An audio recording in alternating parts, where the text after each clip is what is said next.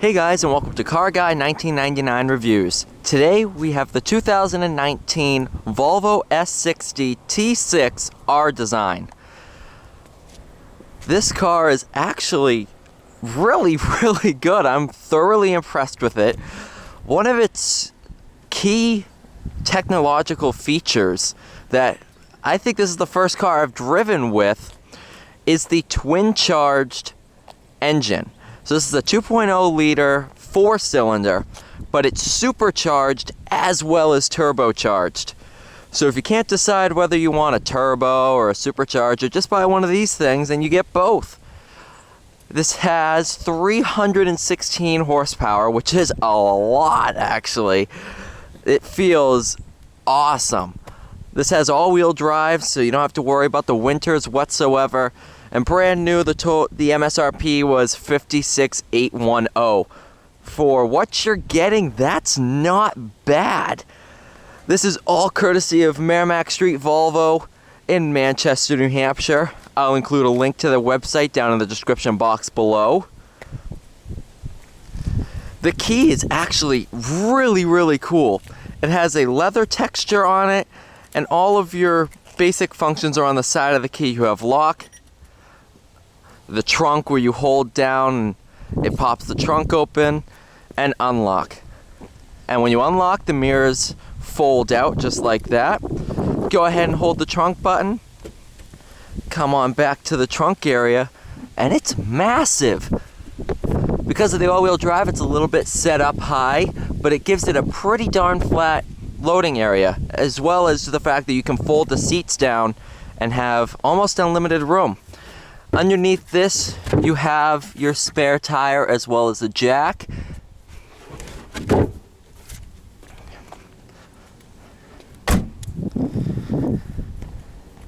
This also features the keyless entry system, so I can go ahead and lock the car, put the key down in my pocket, walk up, hand behind the handle, it unlocks the car. You have the R Design kick plate, of course, with the R Design package. These beautiful seats. You can move all this around. It's awesome. Once inside, this thing is beautiful. You have the Bowers & Wilkins sound system, which is like being in a concert hall. I have no complaints, and it is dead silent in here. Frameless rear view mirror.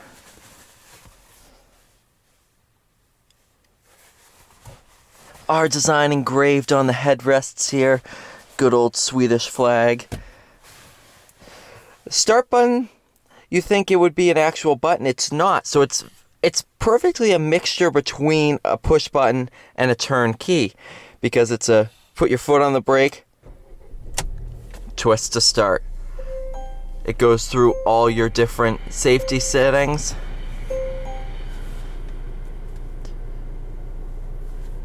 Wonderful, luxurious interior.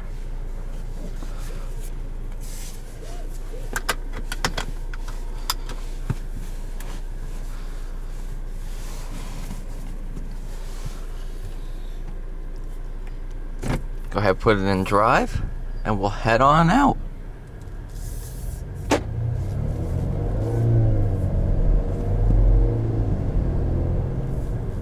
As you can hear, it has a really good sound to it. I have no complaints about this car. This is a really nice car to drive. Of course, this isn't, a performance car like my Challenger Scat Pack is, but you have your different drive modes. Basic drive modes, you have Eco, Comfort, and Dynamic. I've been keeping it in Dynamic most of the time.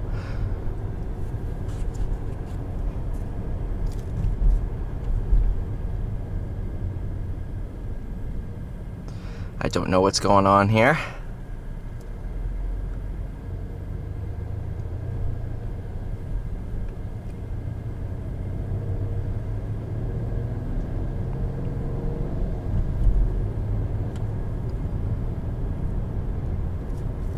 The paddles have a really nice feel to them. They have a metal face to them and then a nice touch point on the back. They're doing a lot of road work in this area, so I'm gonna go for a bit of a different route.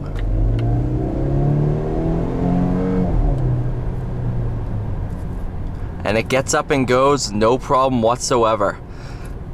Much like the German cars, you have a kickdown pedal, so you can floor the gas, and then if you push it a little bit more, it has a little click to it, and then it downshifts into the lowest possible gear for passing.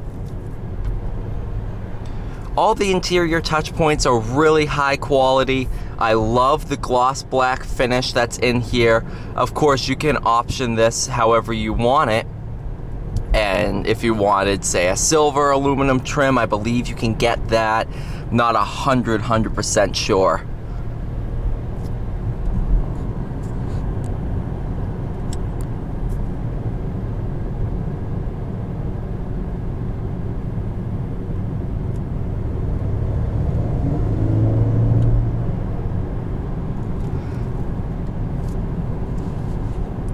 Steering has a good amount of weight behind it. I've had no complaints at all with it. It's much better than the Infiniti Q50 Red Sport that has the full electric steering, which is terrible. I was pretty much dead set on buying one until I drove one, and the electric steering, it's a feeling that's unlike anything else. It's pretty responsive, but when you move the steering wheel, there's a split-second delay, and a delay in steering is not at all what you want. And dynamic mode, as you get harder on the brakes, it will downshift for you.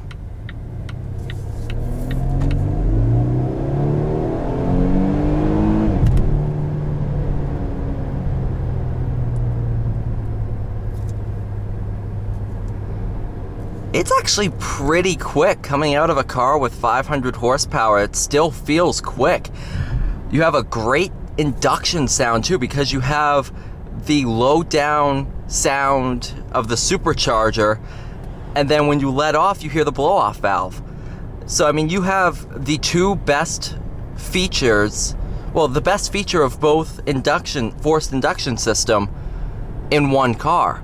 It's an awesome car. I don't know if I ever revealed my shopping list for cars, but this was on the list, and I almost bought one. This definitely made the final cut, but just the lack of manual, I wanted to have at least another car with a manual. But after driving this for a bit of time, it's just as good. I really like this car. Once I bring this back, I'm gonna pick up a 2012 S60 R design, and we're gonna compare the two of them and see either how far this car has come or if it swept away its roots. We'll see what happens.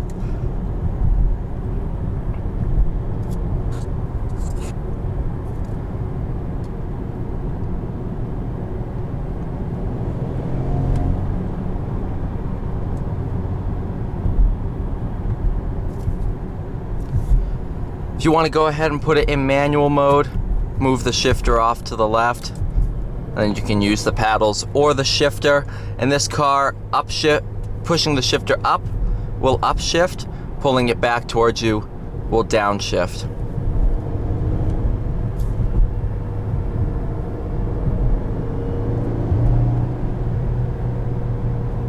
Does a really good job keeping you in the gear that you selected. As you get close to the red line, it will upshift for you just in case you forget.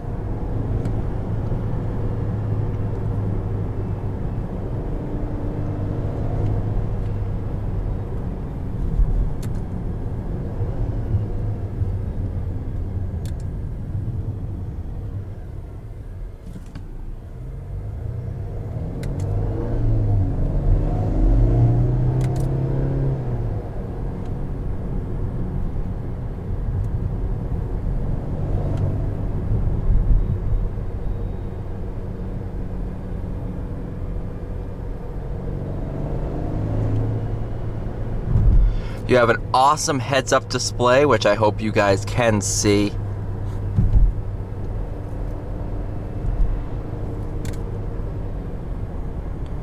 I love the digital gauges. I wasn't sure if I'd like them, but they are awesome.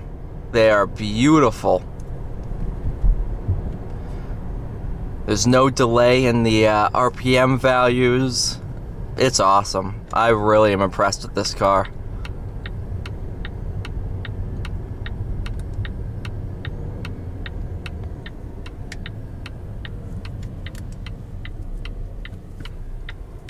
Leave it in drive and give it an acceleration.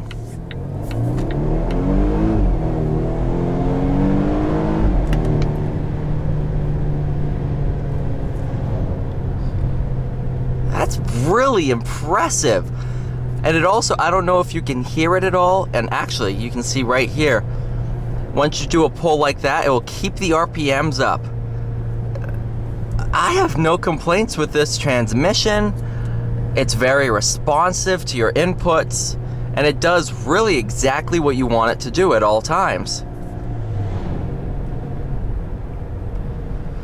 But like I was saying, I don't know if you can hear in the camera, but once it upshifts at these full throttle upshifts, it does do a little, I don't know how to put it, almost like a dual clutch fart. So you'll hear a little burble in the exhaust, which is really kind of neat. But I think this car is absolutely perfect for somebody who wants one car that does it all. This is a perfect winter car with the all-wheel drive system. It's an extremely safe vehicle with all of the passive safety features like collision assist, automatic braking, blind spot monitoring. This car has pretty much every feature you can imagine for safety features. So if you have teenage kids that are starting to drive and you want to make sure they're safe on the road in case they're texting, never text and drive, this car is amazing.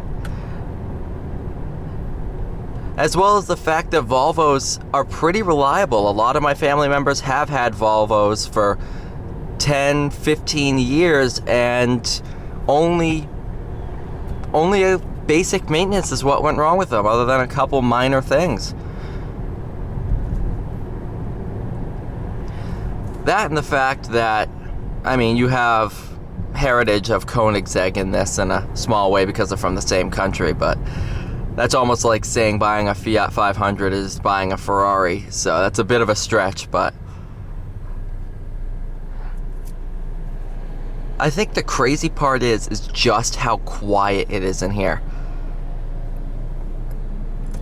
It's very, very relaxing. You can move the seat exactly how you want it to be. Lumbar support, you even have the leg extension.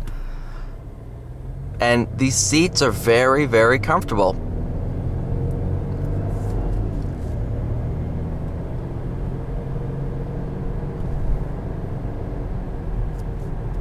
And then even when you want to go into your eco mode, your gauge cluster changes and everything becomes even quieter.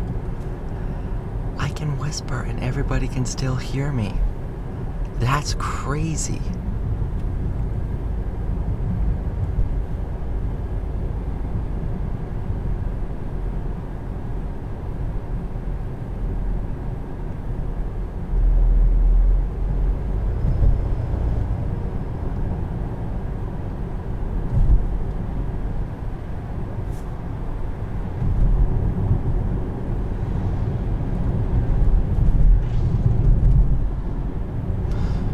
Over the bumpier sections of this road, it rides perfectly comfortably. I really have no complaints whatsoever with it.